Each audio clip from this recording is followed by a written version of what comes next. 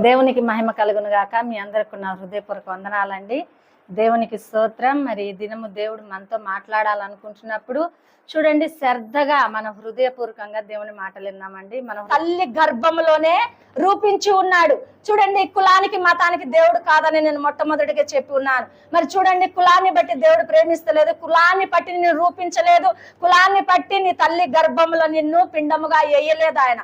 కానీ దేవుడు ఏం చేస్తాడంటే ఆయన స్వరూపమందు నీ తల్లి గర్భములో పిండముగా దేవుని యొక్క చిత్తం నెరవేర్చబడాలి అని చెప్పేసి రూపించి ఉన్నప్పుడు మనము బయటికి వచ్చి మరి చిన్నవారిగా పెద్దవారిగా అయినప్పుడు దేవునికి వ్యతిరేకముగా తిరిగి మనం ఏం చేస్తున్నామండి, ఏదేదో చేసుకుంటా మరి తిరుగుతున్నాం.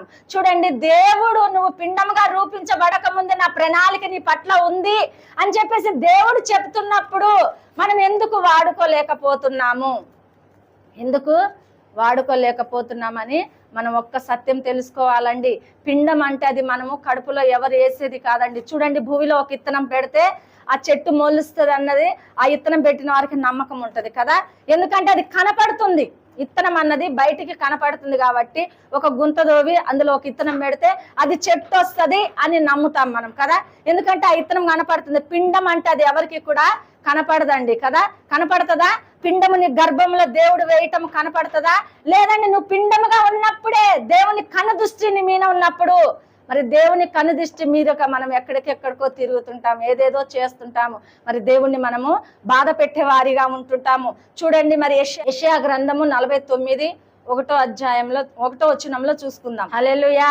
ఇక్కడ కూడా ఏమని చెప్తున్నాడండి, తల్లి గర్భములో ఉన్నప్పుడే దేవుడి యొక్క దృష్టి, దేవుడి యొక్క ఆలోచన మరికి మనకు బయలుపరచబడుతుందని చెప్పేసి మరి లేఖనాల ద్వారా తెలియపరుస్తున్నాడు. తల్లి ఒడిలో ఉన్నప్పుడే ఆయన ప్రణాళిక మన పట్ల నెరవేర్చబడుతుందని చెప్పేసి మరి లేఖనాలు చెప్పుచున్నాయండి. తల్లి ఒడిలో ఉంటే మరి ఆ తల్లి ఒడిలో ఎప్పుడు ఉంటారండి బిడ్డ? మరి డెలివరీ అయినాక పుట్టినప్పుడు తల్లి ఒడిలో మరి బిడ్డ ఉంటుంది. ఇప్పుడైతే ఏమవుతుందండి, మరి దేవునికి వ్యతిరేకంగా తల్లిదండ్రులు ఉన్నప్పుడు మరి డెలివరీ అయిన వెంటనే మరి తల్లి బిడ్డకు చూసుకునే అవకాశములు కూడా ఉండట్లేదు. ఎందుకు ఉండట్లేదు అంటే మొట్టమొదటిగా తల్లిదండ్రులు మాట మనము దేవుని మాటకి లోబడని వారిగా ఉంటున్నాం. కాబట్టి ఏమవుతుందంటే చిన్న బిడ్డలు మరి ఆ తల్లిని చూసుకునే అవకాశం లేక, మరి ఆ తల్లి బిడ్డను చూసుకునే అవకాశం లేక నవమాసాలు మరి తల్లి కడుపులో మోసి మరి పురిటి నొప్పులు తీసి చూడండి, 1 గంట 2 గంటలు 3 గంటలు మరి ఎంతో నొప్పి, భయంకరమైన నొప్పి తీసి మరి ఆ బిడ్డను చూసుకునే అవకాశమును మరి కలుగుతుందా అండి? కలగట్లేదు. ఎందుకంటే దేవుని చిత్తం మనం అక్కడ నెరవేర్చబడలేకపోతుంది కాబట్టి, దేవుని ఆలోచన మన జీవితంలో నెరవేర్చబడలేకపోతుంది కాబట్టి పుట్టిన వెంటనే ఏమవుతుంది, ఎక్కడికో తీసుకెళ్లిపోతున్నారు. కాబట్టి మనం ఏం చేయాలంటే మొట్టమొదటిగా తల్లిదండ్రులు అనబడిన వారు దేవుని పట్ల మనం భయభక్తులు కలిగి దేవుని ఆలోచనతో నడిస్తే మన బిడ్డల భవిష్యత్తులో ఏమవ్వాలో అన్నది మనం ఏం చేస్తాము, నిర్ణయం తీసుకుంటాము. హల్లెలూయా. మనమే వ్యతిరేకంగా తిరిగినప్పుడు మన బిడ్డల్ని మనం ఏ విధంగా పెంచాలన్నది మనకు అర్థం కాదండి. చూడండి, మరి తల్లి బిడ్డ క్షేమంగా ఉండి ఆ బిడ్డ తల్లి ఒడిలో ఉన్నప్పుడు దేవుడి యొక్క లేఖనాల ద్వారా మాట్లాడిన ప్రవచనాలు నెరవేర్చబడుతున్నాయి అంటండి. హల్లెలూయా. చూడండి, ఎంత ధన్యత తల్లికి. చూడండి, మరి పుట్టిన వెంటనే బిడ్డను చూసుకున్నట అది ఎంత ధన్యత అండి. అప్పటి వరకు నొప్పులు తీసి నా తల్లి, ఆ యొక్క ప్రసవ వేదన పడి నా తల్లి ఏం చేస్తుంది తెలుసు, అన్ని మర్చిపోయి తన బిడ్డను హత్తుకుంటుందంటండి గుండెకి. హల్లెలూయా. అలాగే దేవాతి దేవుడు నువ్వు పిండముగా రూపించబడక ముందే ఆయన వెరిగిన దేవుడు ఏం చేస్తాడంటే భూమిపైకి నువ్వు వచ్చినప్పుడు ఆయన ఏం చేస్తాడు తెలుసా, ఆయన ఆత్మచేత మనల్ని హత్తుకుంటాడండి. హల్లెలూయా. దేవుడు మనల్ని ఏం చేస్తాడంటే ఆయన ఆత్మచేత మనల్ని హత్తుకొని నడిపిస్తానని చెప్పేసి చెప్తున్నాడు. మొట్టమొదటిగా మనం ఏం చేయాలి, దేవునికి మనము సాక్షులుగా నిలబడాలి. ఎవరు మనల్ని పుట్టించి ఉన్నారు, ఎవరు ఈ భూమిపైకి మనకు తెచ్చి ఉన్నారు, ఎవరు మనల్ని ఇంత అభివృద్ధి చేసి ఉన్నారు, ఎవరు మనల్ని ఈ విధంగా నిలబెట్టి ఉన్నారు అన్నది మనము ఒక్కసారి గమనించుకుంటే దేవుని లేఖనాలు మన జీవితంలో నెరవేర్చబడతాయండి. ప్రతి ఒక్కరికి కూడా దేవుడు ఏదో ఒక వాగ్దానమును, ఏదో ఒక ప్రణాళిక చెప్పున ఈ భూ పైనకు మనం వేస్తాడు. కాబట్టి ఆ ప్రణాళికలో మనం నడుస్తున్నామా, ఆ ప్రణాళిక మన జీవితంలో నడుస్తున్నామా, లేదా ఆ ప్రణాళిక చెప్పున మనం ఉంటున్నామా అన్నది ఒక్కసారి మనం గమనించుకోవాలండి. చూడండి, నువ్వు తప్పిపోతున్నావు అంటే దేవాతి దేవుడు బాధపడతాడండి కదా.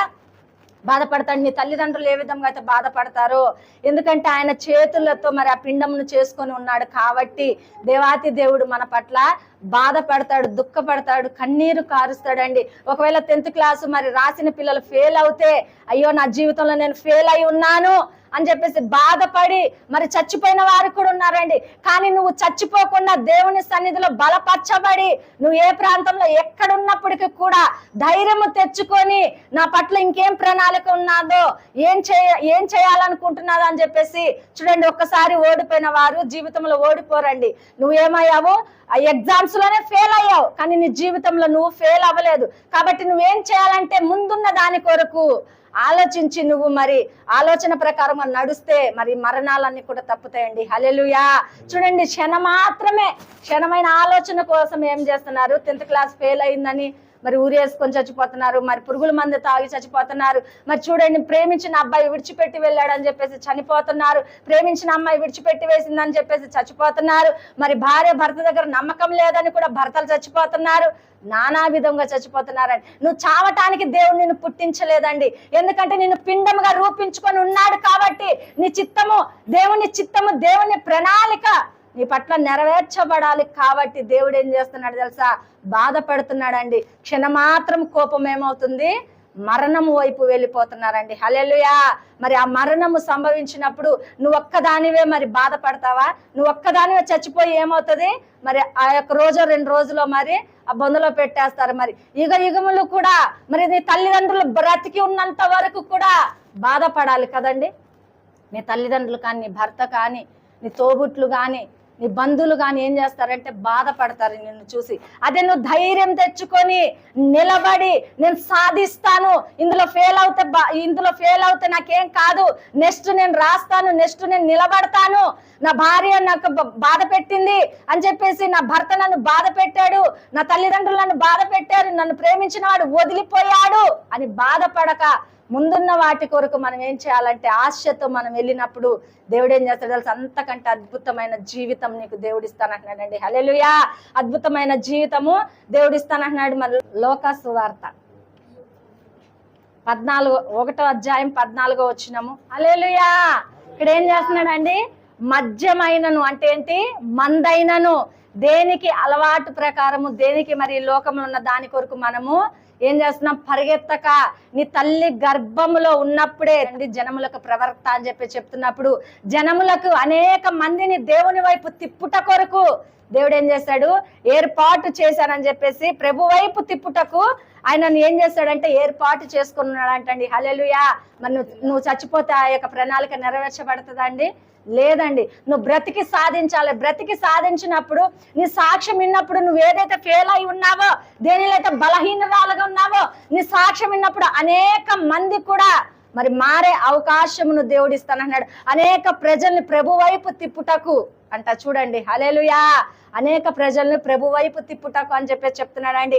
మరి అదే విధముగా ఉందామా, లేకపోతే క్షణమాత్రం కోపానికి మనము ఈ లోకాన్ని విడిచి వెళ్ళేవారిగా ఉందామండి? హల్లెలూయా. మరి ఆ చిన్నదానికి లేకపోతే ఆ వచ్చిన అవకాశానికి నేను బాధపడ్డానే కానీ నేను చనిపోలేదండి. హల్లెలూయా. మరి చనిపోయి ఉంటే ఈరోజు మరి ఈ విధముగా ఇంత ఆశీర్వాదకరంగా నేను ఉండేదాన్ని కాదండి. ఎందుకంటే ఆ రోజే నన్ను మర్చిపోయేవారు. హల్లెలూయా. చనిపోయిన వారితో ఎవరన్నా చనిపోతారా? లేదండి. ఎందుకంటే మరి చనిపోయిన వారిని మరి తీసుకెళ్లి బూడ్చి పెట్టేస్తారు, లేకపోతే కాల్ చేస్తారు, లేకపోతే ఏదో చేసినప్పుడు ఏమవుతుందంటే ఆ మనిషిని మర్చిపోతారు కదా. మర్చిపోయినప్పుడు మరి నువ్వు గుర్తుకుంటావా? తల్లిదండ్రులు ఏం చేస్తారంటే గుర్తొచ్చినప్పుడల్లా బాధపడతారు కదా. నా బిడ్డ పోయింది, నా బిడ్డ మరి మమ్మల్ని విడిచి వెళ్ళిందని చెప్పేసి బాధపడతారు. ఆ క్షణము బాధ కోసము కన్నీరు కార్చాను కానీ, దుఃఖపడ్డాను కానీ నేను మరణించాలనే నిర్ణయం అయితే నేను తీసుకోలేదండి. హల్లెలూయా. ఆ యొక్క నిర్ణయం దేవుడు నా వద్దకు రానివ్వలేదు. హల్లెలూయా. ఎందుకంటే నేను నిజముగా దేవుణ్ణి ఎరగలేదు, అయినా కూడా ఆయన కృప కాపుదల నా మీద ఉందండి. ఉన్నది కాబట్టి దేవుడు ఏం చేస్తాడంటే ఇంతమందికి మరి సువార్త చెప్పుట కొరకు, ఇంతమంది కొరకు ప్రార్థన చేసే కొరకు, మరి ఇంతమంది కొరకు విజ్ఞాపన చేయట కొరకు దేవుడు నన్ను ఏర్పరచుకొని ఉన్నాడు. హల్లెలూయా. అది పోయిందని వేడ్చి ఉన్నప్పుడు గొప్ప ధన్యత దేవుడు నాకు ఇచ్చున్నాడండి. హల్లెలూయా. మీ జీవితంలో ఏదైనా కోల్పోయి ఉన్నారా? అంతకంటే గొప్ప ధన్యత, ఆశీర్వాదకరంగా దేవుడు మిమ్మల్ని ఉంచుతానని చెప్పేసి అంటున్నాడండి. మరి గతించిపోయిన దాని కొరకు మీరు బాధపడి దాని వైపు చూడక ముందున్న వాటి కొరకు అతిశయపడి మరి మీరు ప్రయాణం అవ్వండి అని మరి పౌలు భక్తుడు అన్నట్లుగా మనం ఏ విధముగా దేవుని మాట వినుకుంటూ ముందుకు వెళ్తున్నాము అన్నది ఒకసారి ఆలోచన చేసుకుంటే మనం మర్చిపోయిన వెనకున్నవన్నీ కూడా మర్చిపోతామండి. వెనకున్నవన్నీ వెనకున్నవన్నీ మర్చిపోమంటుంది పాస్టమ్ గారు అని చెప్పేసి దేవుడు చేసిన కృతజ్ఞత ఏమైనా ఉంటే మర్చిపోయారు. హల్లెలూయా. అది మర్చిపోమని నేను చెప్తలేదు. మీ జీవితంలో ఏదైనా చేదు లాంటి అనుభవాలు ఉన్నాయేమో, చేదు లాంటి జీవితం మీరు జీవించున్నారేమో, ఎవరి చేతులన్నా మోసపోయి ఉన్నారేమో, ఎవరి దగ్గరన్నా మీరు మోసగించబడి ఉన్నారేమో, అవన్నీ కూడా మర్చిపోతే దేవుడు ఏం చేస్తున్నాడు తెలుసా? అద్భుతం దేవుడు ఆశ్చర్యకార్యములుగా చేస్తానని చెప్పేసి చెప్తున్నాడు. చూడండి గలతీ పత్రిక 1:15 చూడండి, ఇక్కడ ఏమంటున్నాడండి? ఆయన తల్లి గర్భములో ఉన్నప్పుడే ఏం చేస్తున్నాడు? మళ్ళీ అదే మాట దేవుడు మాట్లాడుచున్నాడు. అన్య జనుల మధ్యన ప్రత్యేకించబడి ఉన్నదంటండి. హల్లెలూయా. ఇప్పుడు నేను ఎవరండి? దేవుని ఎరగక ముందు అన్యజనం కుటుంబమే కదండి. దేవుని ఎరగక ముందు మరి ముస్లిమ్స్ కుటుంబమే కదండి. ముస్లిమ్స్ పద్ధతులు, ముస్లిమ్స్ ఆలోచనే నాలో ఉంటాయి కదా. మరి అలాంటి దానిని దేవుడు ప్రత్యేకపరుచున్నాడంట. హల్లెలూయా. ఇది ఎలా సాధ్యము? ఎలా సాధ్యము? ఎందుకంటే దేవుణ్ణి పని చేయాలి, దేవుని కొరకు ప్రకటించాలా, మనిషి కుమారుడి కొరకు ప్రకటించాలా, మన కొరకు సిలువ వేయబడిన దేవుణ్ణి మనం ప్రకటించాలి. కాబట్టి దేవుడు ఏం చేశాడు తెలుసా? నన్ను ప్రత్యేక పరిచి ఉన్నాడు అప్పుడే. హల్లెలూయా. నేను దేవుని వెరగనప్పుడే దేవుని యొక్క నన్ను ప్రత్యేక పరిచి ఉన్నాడు.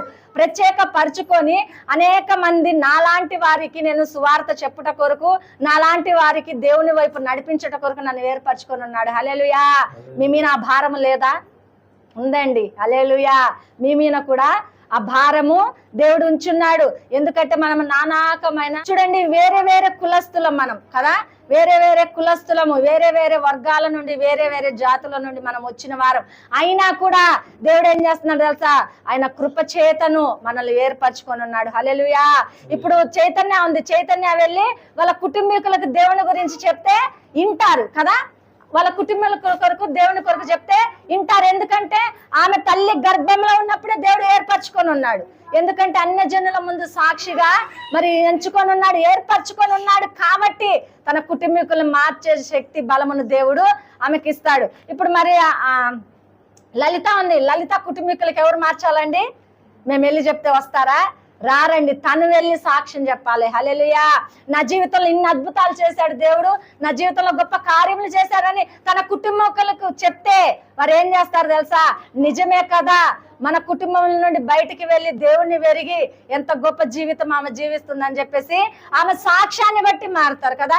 అదే ఏరే వాళ్ళు వెళ్ళి చెప్తే మాకు తెలుసులే అంటారు కదా. ఇప్పుడు నేను ముస్లిమ్స్ కుటుంబానికి వెళ్ళి చెప్పినప్పుడు వారు ఏం చేస్తారంటే దేవుని వైపు తిప్పబడతారు. హల్లెలూయా. అదే విధముగా దేవుడు ఏం చేస్తాడంటే నన్ను ఏర్పరచుకొని ఉన్నాడు. నన్ను అన్యజనముల మధ్య నుండి నన్ను ప్రత్యేకపరిచి ఏర్పరచుకొని ఉన్నప్పుడు మరి నేను దేవుని పని చేయాలా, మనుషుల పని చేయాలండి? దేవుని పని చేయాల కదా. మరి దేవుని పని చేయాలంటే మనుషులు ఇచ్చే ఆ యొక్క అవకాశమును మరి వదులుకోవాలి కదా. మరి నా అంతటి నేనైతే వదులుకోలేదు, కానీ అదే పక్కకి వెళ్ళిపోయి ఉంది. హల్లెలూయా. ఎవరి ద్వారాన్నా కానీ, మా అమ్మమ్మ ద్వారా కానీ, ఎవరి ద్వారాన్నా కానీ దేవుడు ఏం చేశాడంటే దానిని పక్కకు తొలగించి ఉన్నాడు. హల్లెలూయా. ఎందుకంటే అందులో ఉంటే మళ్ళీ అందులో నుండి రావటం నాకు కష్టమయ్యేది కదా. ఎవరో ఒకరు నా కొరకు ప్రయాసపడి కన్నీరు కార్చి ప్రార్థన చేస్తే ఉచితంగా అయితే మరి నేను వస్తాను కదా. మరి అదే నేను ఈ కుటుంబంలో ఉంటూ బాధపడుతూ కష్టపడుతూ ఏడుస్తూ ప్రార్థన మరి దేవుని సన్నిధిలో ప్రార్థన చేసినప్పుడు దేవుడు ఏం చేస్తాడు తెలుసా? ప్రతి మనవలు కూడా దేవుడు ఆలకించే దేవుడు మన దేవుడు కాబట్టి మరి చూడండి, అందులో నుండి అన్య జనాంగముల నుండి నన్ను ప్రత్యేకపరిచున్నాడు. హల్లెలూయా. ఆ సినిమాలలో నుండి నన్ను ప్రత్యేకపరిచున్నాడు. హల్లెలూయా. ఆశల నుండి నన్ను ప్రత్యేకపరిచి ఉన్నాడు. ఆ యొక్క కోరిక నుండి నన్ను ప్రత్యేకపరిచి ఉన్నాడు. మరి ఆ యొక్క వచ్చే హోదా నుండి నన్ను ప్రత్యేకపరుచుకొని నన్ను పరిశుద్ధముగా మరి ఆయన రక్తంతో కడగబడి మరి ఉచితమైన కృప ద్వారా మరి చూడండి గొప్ప అవకాశమును అనేకుల కొరకు ప్రార్థన చేసే దేవదూతలాగా దేవుడు నన్ను ఏర్పరచుకొని ఉన్నాడు. హల్లెలూయా. ఎందుకంటే దేవుని పనిచేస్తున్న ప్రతి ఒక్కరు కూడా దేవదూతల వలె మరి దేవుని పరిచర్య చేయాలంటండి. హల్లెలూయా. చూడండి, దేవదూతలకి అని ధన్యత దేవుడు మనకి ఇచ్చి ఉన్నాడు కదా. ఆ ధన్యత మనం వాడుకున్నప్పుడే మరి దేవుని కృప చేత మనం బలము తెచ్చుకుంటాము, ఆశీర్వాదకరముగా కూడా నడుస్తాం. మరి ఏ విధముగా మనం ఉంటున్నాము, ఏ విధముగా ఉంటున్నాం? మరి ఈ లేఖనాలు మన జీవితంలో నెరవేర్చబడుతున్నాయా, లేదా కోల్పోయిన దాని కొరకు మనం బాధపడుతూ కన్నీరు కారుస్తూ వేదన పడుతూ ఇంకా అక్కడే ఉండి ఉన్నామా? ఇంకా అక్కడే ఉండున్నామా?